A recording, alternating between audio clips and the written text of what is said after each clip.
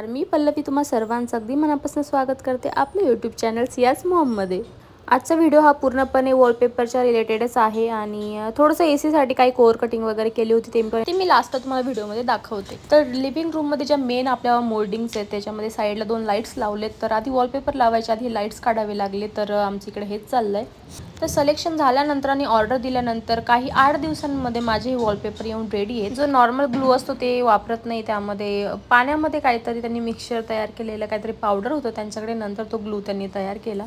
तसं तर डायमेन्शन आधी घेऊन गेलेले ते सर्व मोल्डिंगचे। समोर ज्या 3 मोल्डिंग आहेत, नंतर किड्समध्ये एक आहे आणि आपली मास्टरमध्ये एक आहे, आणि एंट्रन्सला जे मी थोडंसं कर्वमध्ये जी डिझाईन बनवली आपली तिकडे एक लागणार आहे। तर मेन मुद्दा म्हणजे बजेट। तर एवढं काही जास्त हाय गेलेलं नाही आहे। आधी विचार होता की 5000 पर्यंत आपले वॉलपेपर आले पाहिजे, काही जास्त त्याच्यामध्ये पैसे टाकण्यामध्ये काही अर्थ नाही आहे। तर मला टोटल 4300 मध्ये हे सगळे वॉलपेपर भेटलेत। सर्व म्हणजे ते जास्त नाही, 2च आहेत। एक जो हा लावतोय समोर जो 3D मध्ये आहे थोडासा, आणि गोल्डन फॉईल आहे त्याच्यामध्ये, हा कस्टमाइज आहे। याचे एकट्याचे एवढ्या शीटचे पैसे मला 2500 पर्यंत गेलेत। तर 2500 ही सांगायची त्यांची प्राइस होती, पण थोडंसं नेगोसिएशन करून 2000 पर्यंत हे मला पडलं। बाकी नॉर्मल वॉलपेपरचा मी रोल घेतलाय तो मला 2300 ला पडलाय। त्यावर डिपेंड करतं की आपण 1000पासून त्यांच्या 10000 पर्यंत पण असतं, पण मी 2300 वाला प्रेफर केला। म्हणजे मला तो आवडला, ती डिझाईन आवडली। जास्त काय त्यामध्ये शिमर पण नाहीये आणि थोडासा असा नॅचरल लुक पण देतो। लावणारे हे जे दादा आलेले होते खूपच चांगल्या पद्धतीने ते लावत होते, एकदम परफेक्ट। तर कस्टमाइज करून एकच का घेतला, तर मागे जे लावायचं आहे मला मागच्या मोठ्या मोल्डिंगमध्ये जे मास्टरमध्ये बनवली तिकडे तर फ्रेमच येणार आहे, छोट्या छोट्या फॅमिली फ्रेम्स असेल किंवा आमच्या दोघांच्या फ्रेम असतील, तर म्हटलं वॉलपेपर तर काही दिसणारच नाही। त्यामुळे एंट्रन्सला मॅच होणारा, म्हणजे एंट्रन्स आपला थोडासा ब्लू आणि व्हाईट कलरमध्ये, थोडा ग्रेमध्ये, तर हे त्याला खूपच मॅच होत होतं आणि छान पण दिसत होतं। आणि शॉपवाल्या दादांनी पण सजेस्ट केलं की नाही हे तुमच्या एंट्रन्सला, कारण की ते आधी बघून गेलेले की कसं आहे काय आहे। तर पूर्ण लावल्यानंतर असा काहीसा दिसत होता हा लुक।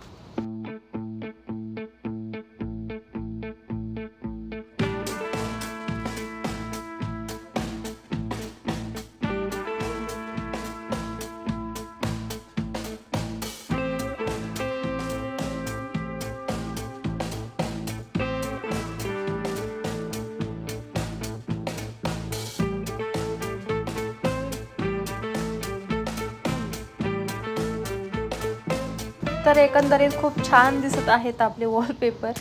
समोरचं डन झालं लिव्हिंग रूमचं, त्यानंतर आम्ही आलो मास्टरमध्ये। आता इकडे आणि मास्टरमध्ये काम सुरू केलंय।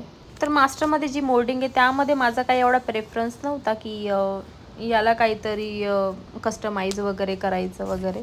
त्याचं कारण म्हणजे की इथे फ्रेम्स लावायच्या आहेत, तर फ्रेम्सच्या मागे कितीतरी आपला वॉलपेपर दिसणार, त्यासाठी बेटर आहे की आपण बाहेरच्यानुसारच आपलं वॉलपेपर सिलेक्ट करू। आणि तिकडे कंप्लीट झाल्यानंतर आम्ही आलो बाहेर। तर हे आहे आपलं मेन एंट्रन्सचं वॉलपेपर। त्यांच्याकडे खूप सारे ऑप्शन होते म्हणून थोडंसं कन्फ्युजन होत होतं, पण ते म्हटले की तुमचं जे बाहेरचा एंट्रन्स आहे तर थोडंसं ब्लू आणि व्हाईटमध्ये आहे, तर मग त्या प्रकारेच तुम्ही त्यानुसारच घ्या, सिलेक्ट करा। आणि त्यांनी 2-3 सजेस्ट केले, तर म्हटलं ठीक आहे, हा छान वाटतोय आणि हा छान वाटेल पण जेव्हा आपण लावूयात। तर लावणं चालू आहे, बघू आता पुढे कसं दिसतो। तर इकडे थोडंसं लावायला प्रॉब्लेम आला, कारण की साईडला आपले LEDs आहेत, तर म्हणजे आपल्याला म्हणजे त्यांना थोडासा प्रॉब्लेम झाला। खूपच काळजीपूर्वक वगैरे कट करून त्यांनी लावलेलं।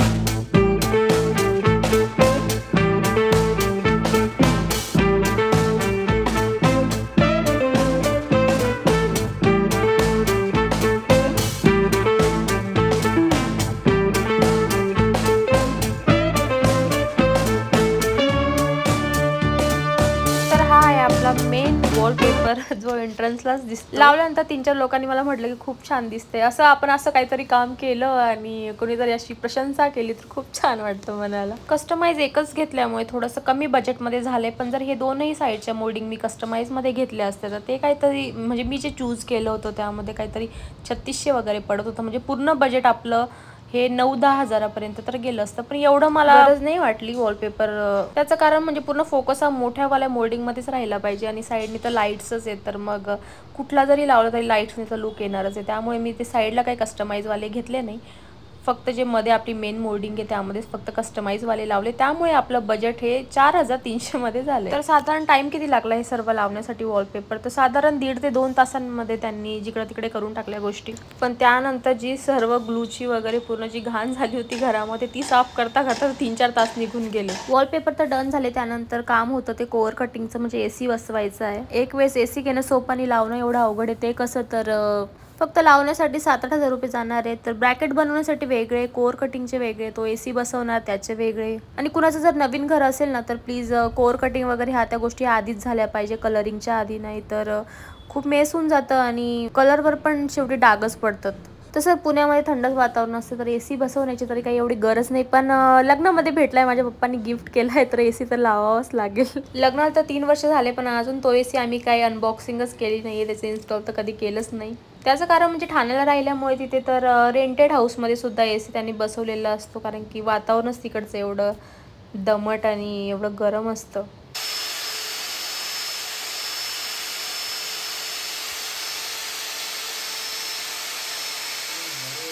तर हे कोअर कटिंगसाठी साधारण पाऊण तास, अर्धा तास वगैरे त्यांना लागला असेल. आणि त्यानंतर खालीच वॉर्डरोब आहे माझा आणि वरती एवढा मोठा होल मारतोय तो, तर म्हणजे किती खराब झाले असणार गोष्टी. आणि वरून काय माहिती ते पाण्याचं मला काही माहीत नाही, मला काही सांगता येणार, ते पाणी पण चालू होतं तिथनं.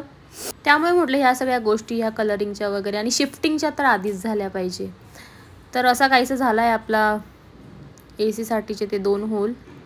बघू आता, ब्रॅकेट तर टाकलंय बनवण्यासाठी, तर पुढच्या 2-3 दिवसामध्ये AC ही लागेल. तर कसे वाटले सर्व वॉलपेपर मला कमेंट करून नक्की सांगा. अजून जर आपलं चॅनल सबस्क्राईब केलेलं नसेल तर प्लीज करा आणि लाईक करायला तर विसरू नका. तर भेटू लवकरच, तोपर्यंत बाय बाय.